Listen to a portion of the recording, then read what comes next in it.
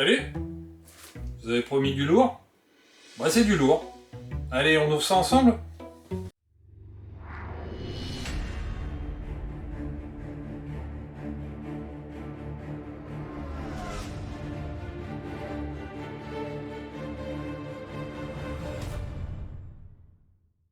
Salut les rôlistes, c'est Indiana Rolls. Eh bien, comme vous avez pu le voir sur les réseaux sociaux, je vous avais promis un petit unboxing avec un gros colis qui vient de chez Black Book Edition. Il me tarde de vous montrer ça. Allez, on ouvre ça ensemble et on découvre ce qu'il y a dans cette grosse boîte. Allez, j'ai sorti mes petits couteaux et on va ouvrir ça tout de suite. Alors déjà, on va voir au niveau de l'emballage, au niveau de chez Black Book, si ils font le job. Et je peux vous dire déjà que quand j'ouvre, il y a du papier bulle. Alors, papier bulle. Toujours du papier bulle. Voilà, la bête.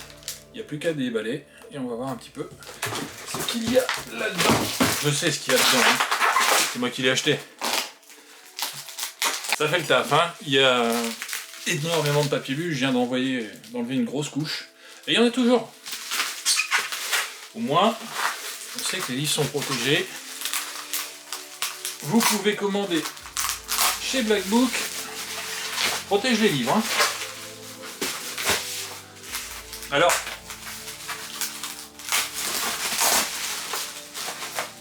pour cette commande, ça va être un petit peu différent de d'habitude. Vous savez que j'aime bien parler de vieux jeux de rôle, mais là, je me suis dit autant me mettre à jour sur une édition que je n'avais pas encore prise, ou du moins j'avais que le livre de base, et je suis un gros fan de la licence, et cette licence, c'est Pathfinder. Et du coup, bah, je me suis mis à reprendre la V2. Donc on va reprendre ensemble tout ça, et voir un petit peu ce qu'il y a dans cette V2. Alors, première chose, un écran. Alors, on va ouvrir ça. Il y en a partout par terre.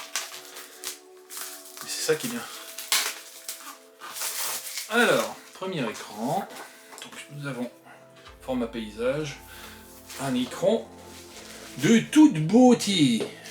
Regardez-moi ça, ces illustrations, elles sont juste sublimes. Et on est tout de suite plongé dans l'univers de la deuxième édition de Pathfinder avec forcément à l'intérieur tous les récaps des règles. Ça c'est du grand classique. Qu'est-ce qu'il y a avec ça? Un petit livret, écran du MJ, avec un petit rappel des règles et surtout des sorts. Une liste de sorts. Ça, poubelle. Ensuite, nous avons un deuxième écran, parce que c'est important, on n'a jamais assez d'écran. Donc ce deuxième écran, il est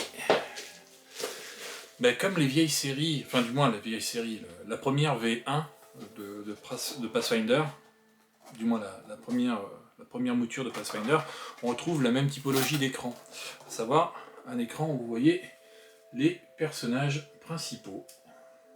Voilà. On retrouve Mériziel, voilà, qui est la brave Mériziel, la voleuse, et tous les personnages, du moins les héros de la saga Pathfinder. L'intérieur est sensiblement le même, hein. C'est la même chose que le précédent écran, sauf qu'on retrouve les fondements, les premiers écrans de la V1 étaient comme ça. Et donc vous avez encore ce fameux livret, écran du MJ. C'est exactement le même contenu, hein. C'est juste deux visuels différents. Mais quand on collectionne, hein, voilà. Ensuite, nous avons le guide du maître. J'avais déjà le guide du joueur, hein. Mais j'avais pris beaucoup de retard sur les publications de Pathfinder. Alors je vais vous les montrer là juste les visuels, on regardera un petit peu plus en détail l'intérieur après. Donc le guide du maître. l'indispensable bestiaire. Hein, donc, pour retrouver toutes les petites bébêtes. Les gnolls. Ah oui, c'est des gnolls ça. Hein. Loup-garou. Loup-garou, sgarou. Bref, vous avez toutes les créatures pour vos joueurs. Les illustrations sont toujours magnifiques. Le guide du monde. Très important ce guide du monde parce que l'univers de Pathfinder est excessivement riche. Plein d'endroits à visiter, de nombreuses régions, des politiques différentes dans tout ça. Donc un petit récapitulatif de tout ça. On regardera aussi. Et enfin, qui dit édition de Pathfinder dit forcément recueil de scénarios, et nous avons une campagne, qui est la campagne de l'âge des cendres. Donc, un volume, 2 volumes. Les illustrations sont magnifiques. Encore un. Voilà. La secte des braises. Ils sont toujours sur le même format, vous avez un paysage, et vous avez toujours un personnage sur le côté. La seule différence, c'est qu'on retrouve ici que c'est pour la seconde édition de Pathfinder. Hop. Voilà. Et enfin, vous avez pour chaque campagne de Pathfinder, c'était déjà le cas dans la V1, un petit guide des joueurs qui est à donner à vos propres joueurs. Ils ont déjà les informations sur la région où ils se trouvent, une petite map de la ville pour se repérer, différentes informations. L'idéal c'est d'en avoir un pour chaque joueur. Alors, quand vous avez la possibilité et que vous avez les moyens, vous pouvez en acheter un pour chaque joueur. C'est pas très cher, c'est 5 €. Après, vous pouvez en acheter un et le faire tourner sur la table pour vos joueurs. Ça fait le boulot aussi. Hein. Voilà. On va rentrer un petit peu plus en détail dans tout ça. Je vous dis à tout de suite. Je fais un petit peu de ménage. On se retrouve pour la partie présentation des différents bouquins. Je vous ai sorti le livre de base de Pathfinder que j'avais déjà, hein, donc la version 2, la deuxième édition. Et on va découvrir ensemble ce qu'il y a à l'intérieur. Donc, tout d'abord, vous avez une introduction sur ce qu'est le jeu de rôle. Voilà, avec les dés à utiliser. Bref, vous avez le récapitulatif classique, je dirais, de ce que l'on retrouve dans chaque bouquin maintenant. Une petite avancée de comment se créer une partie de jeu de rôle. Vous jouez une partie avec un exemple de partie avec les différents protagonistes qui explique comment se déroule une partie. Ensuite, vous avez donc la présentation du système de règles, et vous avez déjà un encart qui est très intéressant, à savoir les actions, à proprement parler maintenant, comment elles se déroulent dans Pathfinder. Vous avez des actions uniques, des activités à 2 actions, des activités à 3 actions. En fait, maintenant, quand vous êtes dans un tour de jeu, quand c'est à vous d'agir, vous avez 3 actions possibles, et vous avez des effets des réactions et des effets de actions gratuites, et il y a parfois des activités qui prennent 3 actions, par exemple des sorts, à savoir que donc si vous êtes sur une typologie d'activités à 3 actions, ben, en gros ça va vous prendre tout votre round. Et on passe tout de suite à la création du personnage classique, hein, avec les fameuses forces, dextérité, constitution, intelligence, sagesse et charisme, ce que l'on retrouve déjà dans un univers type Donjons et Dragons.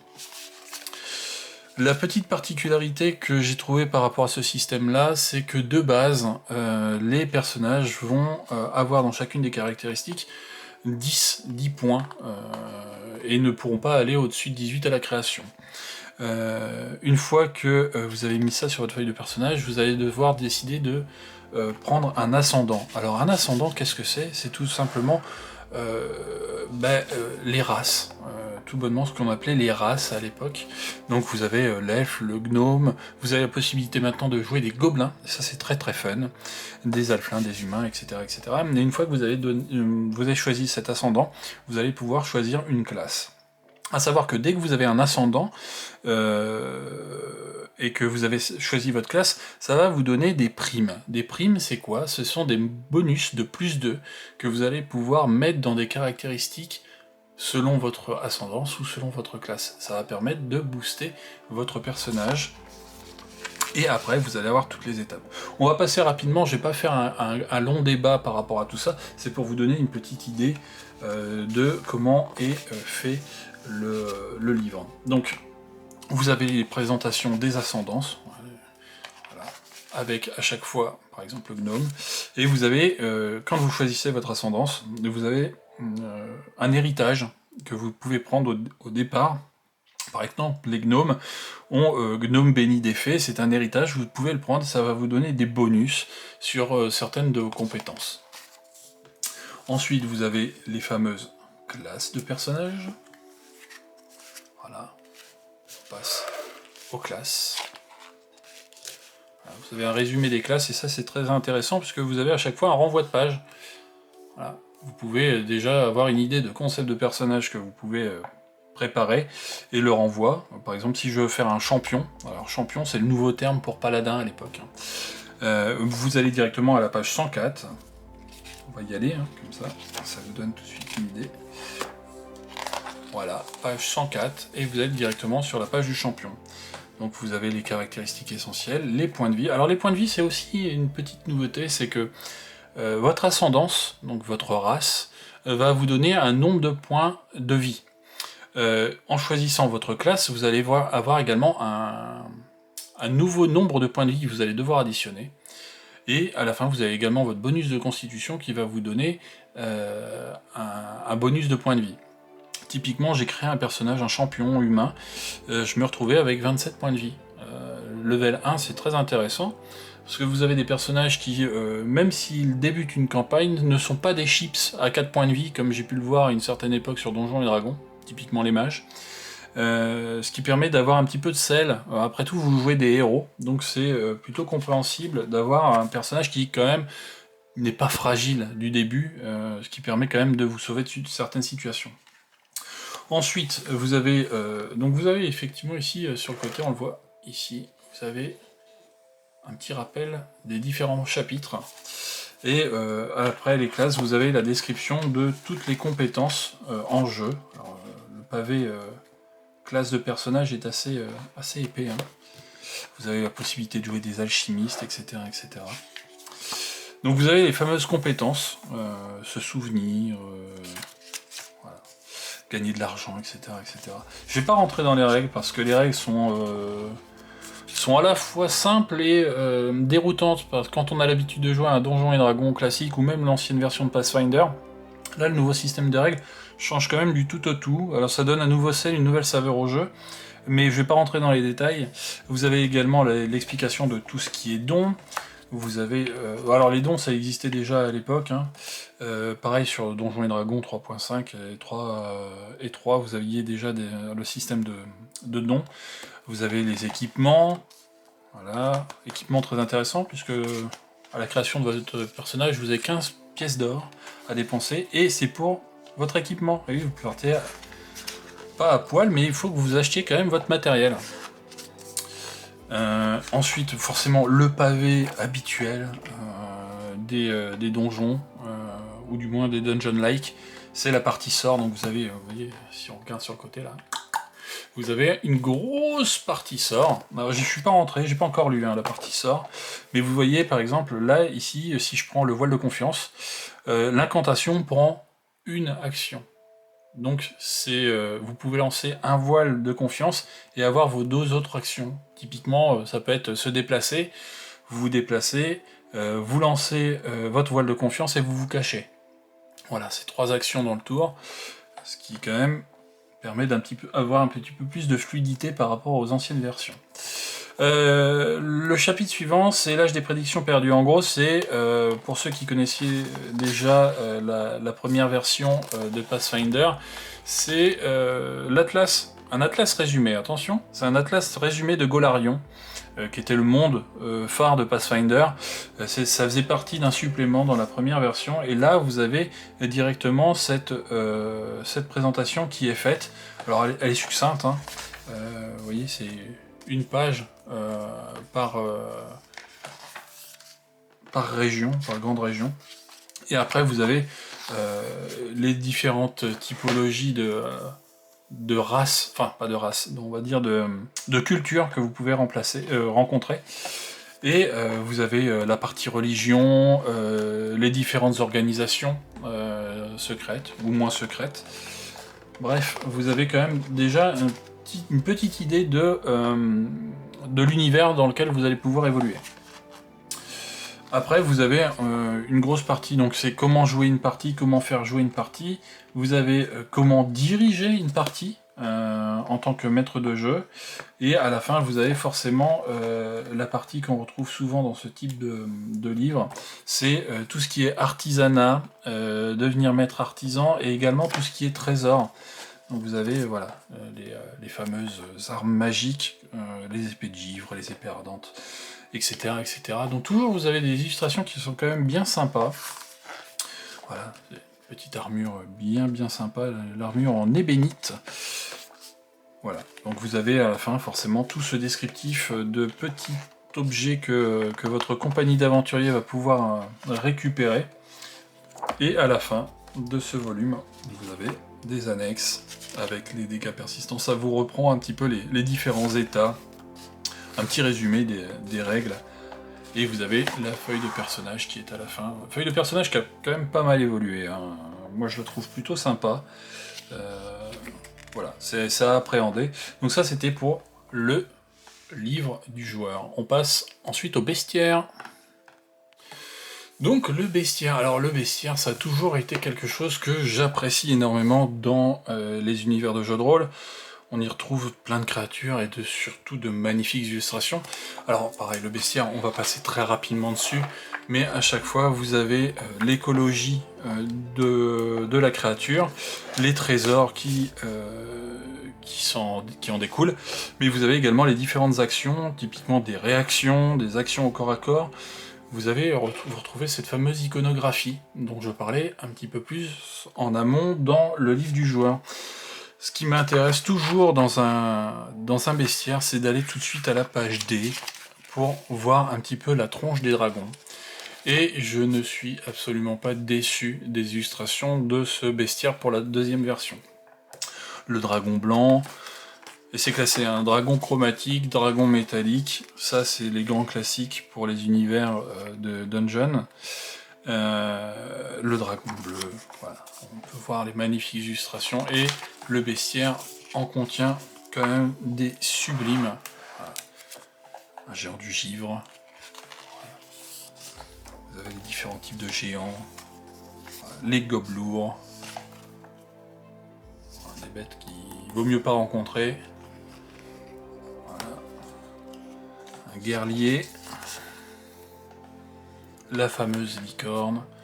Voilà. Et donc à chaque fois vous avez des petites informations concernant la créature, un descriptif, le niveau de la créature, et vous avez les différents points de vie, compétences et actions qu'elles peuvent faire lors d'un combat. Voilà. Je vous laisse admirer tranquillement ces magnifiques illustrations. Ah, le fameux Pégase. Des ogres. Je le trouve très bien fait, sobre, voilà, le requin, parce que vous n'avez pas que des créatures monstrueuses, vous avez également de la faune et de la flore, tout ce qu'il y a de plus classique. Regardez par exemple, typiquement, une Morigna, voilà, juste magnifique. J'essaye de voir, voilà, avec la lumière que ça ne reflète pas trop. Voilà. Et à la fin, donc, vous avez également un petit récapitulatif qui est là, les glossaires de pouvoir, avec par exemple les empoignades, les frappes punitives, toutes les compétences que les créatures peuvent avoir. Vous les retrouvez ici, dans ce petit glossaire de fin. Et vous avez également la possibilité d'avoir des types de créatures, la description des types de créatures, les humanoïdes. Voilà. Vous avez à la fin chaque créature avec son renvoi à telle page. Vous allez directement, j'ai besoin d'un zombie pestiféré. Vous avez le niveau et vous savez que vous pouvez le retrouver page 340. Voilà. Et à la fin, vous avez le guide du monde des prédictions perdues. Et ça, je vais vous le montrer également. Et on va passer sur le livre du maître. Voilà. Belle petite bébête. Le guide du maître désormais. Alors, déjà, la première chose à dire sur le guide du maître, c'est que cette illustration de couverture est juste somptueuse. Je la trouve très réussie, à la fois sobre et on trouve tout de suite l'univers, la touche de l'univers de Pathfinder qui en découle. Voilà, c'est mystérieux, avec des... Ça, c'est un joli dragon noir, mais qui est cette personne, voilà. Alors, concernant le guide du maître, vous avez une introduction sur les rôles du maître de jeu, et on passe tout de suite sur les bases pour diriger une partie. Toujours de magnifiques illustrations. Comment diriger des rencontres avec les jets d'initiative. Ça va vous donner toutes les billes pour pouvoir travailler correctement en tant que MJ avec les bases du combat aérien, les bases du combat aquatique. Ça va vous donner vraiment un pack à sable. Ce que je trouve bien, c'est qu'il n'est pas trop épais par rapport aux deux autres. Le livre de base est très épais. Hein. Il y a déjà matière à jouer, mais c'est vraiment si vous êtes joueur, vous aurez besoin du livre de base. Mais là, en tant que MJ, ça va vous donner quelques billes supplémentaires. Voilà, les différents dangers, comment se perdre. Gérer des intermèdes, ça c'est important, pas que ce soit que des scénars à base d'action, mais poser un cadre, ça va vous donner voilà, des tâches à faire, comment donner vie à votre univers également, hein, pas forcément en Golarion, mais vous pouvez utiliser les règles de Pathfinder à base de votre propre univers que vous aurez créé. Donc comment gérer les règles, voilà. Les raretés dans vos parties, c'est bien que un objet soit rare et que vous ne passiez pas directement à level 1, vous récupérez une épée mortale, c'est pas le but du jeu. Bref, voilà, il y a quand même une grosse volonté d'initier un MJ avec des règles relativement simples, je dirais, en mettant en place un cadre via ce bouquin. Vous avez, on va avancer un petit peu, voilà, les trésors par rencontre, voilà, un exemple de trésor que vous pouvez avoir selon les niveaux des créatures et voilà, comment gérer un plan avec des cases. Voilà, c'est un exemple de comment dessiner une carte, surtout utiliser une légende. Voilà, grosso modo, ça vous donne vraiment une vraie grosse boîte à outils de maître de jeu. J'avais toujours trouvé les guides de maître des anciennes versions, que ce soit Donjons et Dragons et la première version de Pathfinder, un véritable fourre-tout qui n'était pas forcément bien organisé, et je trouve que celui-ci est plutôt cool. On sent qu'il y a une volonté aussi d'initier des gens au jeu sans que ce soit leur premier jeu, hein, tout simplement, et que Pathfinder soit accessible. Pathfinder, la version 1 n'était pas forcément des plus accessibles par rapport aux règles. C'est ce que je disais tout à l'heure, par rapport au livre de base, je trouve que les règles se sont un peu simplifiées, et c'en est pas plus mal. Concevoir des créatures, vous pouvez créer également vos propres créatures. Vous avez bref tout un potentiel pour créer vos propres créatures avec des pouvoirs et des traits que vous pouvez leur donner. Ça vous laisse libre cours à pas mal de choses. Bon, ça vous les aviez déjà hein, auparavant. Les conceptions des objets, comment créer vos objets. Et vous avez également, si vous voulez complexifier un petit peu la donne et que vous êtes habitué à ce type de cadre de jeu, vous avez la possibilité de créer des sous-systèmes de jeu, de règles, et mettre des règles, voilà, des sous-systèmes, des obstacles, donner des points de victoire, gérer des influences. Et vous avez également la possibilité de passer sur des règles alternatives. Si vous voulez donner un petit peu plus de sel avec des alignements alternatifs. Ça, j'ai pas encore lu les alignements alternatifs, il faudrait que je lise parce que c'est assez curieux. Je suis curieux. Des historiques approfondis, vous avez une base d'historique qui est déjà dans le livre de base, mais vous pouvez approfondir les historiques.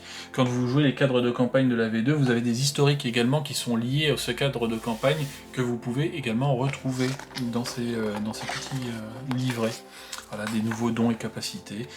Les personnages de niveau 0, ça on le retrouve également. Et voilà, les objets magiques alternatifs. Et à la fin, vous avez ce qu'on appelle une galerie de PNJ. Que vous retrouviez également dans la V1, et je trouve que c'est un petit peu plus ordonné. Voilà, agent de l'ordre, un geôlier, vous en avez plein, des gardes, des ménestrels, des assassins, voilà, des troubadours, jusqu'au moindre péon. Voilà. Vous avez quand même pas mal de matière, et à chaque fois vous avez les caractéristiques. Si vous voulez faire rencontrer le moindre paysan à votre groupe d'aventuriers, bah vous pouvez le faire, vous avez directement les caractéristiques lambda pour un personnage qui n'a pas forcément un rôle clé dans votre chronique, mais voilà, si vous voulez faire rencontrer un cultiste, bah vous avez la possibilité de jouer le cultiste, et vous avez toutes les caractéristiques qui en sont associées. Et à la fin, forcément, vous avez le fameux glossaire. Voilà. Enfin, alors, le dernier livre que je vais vous montrer, c'est le livre concernant l'univers de Golarion. Le guide du monde des prédictions perdues. Donc oui, c'est Golarion. Alors pourquoi je vous dis que c'est le dernier livre que je vais vous montrer? Parce qu'il y a la campagne que je vous ai montré lors de cet unboxing, mais je n'ai pas envie de vous dévoiler ce qu'il y a à l'intérieur. Si vous êtes vraiment intéressé par Pathfinder, je vous conseille d'aller directement sur cette campagne et de la découvrir comme des grands. Ça sert à rien que je vous montre les illustrations, etc. Je préfère que vous en ayez la surprise. J'ai commencé à la lire, c'est plutôt pas mal du tout. C'est assez rigolo. Donc je vous laisserai découvrir ça par vous-même. Alors, c'est pareil, c'est pas très épais celui-ci. Je vais passer très rapidement parce que vous avez une présentation de... on retrouve la présentation avec la map de Golarion. Et voilà. On commence par Absolom. Et vous avez les descriptifs avec les personnages clés d'Absolom. Et vous avez également la partie politique, religieuse, les différents protagonistes que vous pouvez rencontrer, des historiques qui sont liés à la région dans laquelle vous allez jouer, ou si vous voulez créer un personnage qui est originaire de cette région, et bien ça va vous donner des historiques supplémentaires, et ça c'est pas mal du tout. Je vais passer alors le Sheliax. Voilà. À chaque fois c'est composé comme ça, hein. Vous avez forcément la petite map du Sheliax, hein, de la région à proprement parler, et vous avez la nation, les peuples présents dessus, les langues qui en sont parlées, les différentes factions, les religions les plus importantes, et également les ressources, que ce soit du minerai, du bois, des produits de la mer, etc. Ça va donner vraiment une vie à la région, et vous allez pouvoir jouer sur par exemple des blocus commerciaux, etc. etc. C'est plutôt coolos. Voilà. On retrouve à chaque fois des personnages importants et ces fameux historiques que vous retrouvez. Voilà. Les écuyers des chevaliers infernaux. Ça c'est. Et ces fameux historiques qui sont là, que vous allez retrouver. Et ça, c'est des classes bien particulières que vous allez pouvoir retrouver. Voilà, la haute mer. Toujours des illustrations qui sont quand même magnifiques. J'adore cette série de Pathfinder. La V1 était déjà pas mal au niveau illustration, mais je trouve qu'ils ont fait un très très gros effort au niveau des illustrations sur cette V2. Je la trouve juste magnifique. Et les livres, je trouve également que la maquette des livres est claire et qu'on s'y perd pas trop. On n'a pas trop à revenir en arrière, ni aller 5 chapitres plus loin. Je trouve qu'ils ont essayé de faire une maquette qui est plus que correcte. Voilà, voilà. Donc vous retrouvez tout, et à la fin de ce volume, vous avez forcément la carte. Alors, je peux pas vous la montrer en entier parce que j'ai pas suffisamment de recul, mais elle est très très grande. Voilà, pour vous donner une idée. Voilà. Voilà. L'âge des prédictions perdues. Hop.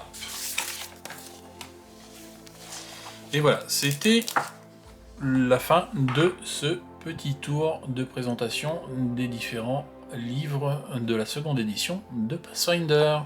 Voilà, c'est tout pour cet unboxing. J'espère que ce format de vidéo vous a plu. C'est un format un petit peu plus long que d'habitude, mais n'hésitez pas à lâcher un pouce bleu et également suivre la chaîne et cliquer sur la cloche pour avoir les notifications sur les prochaines sorties de vidéos.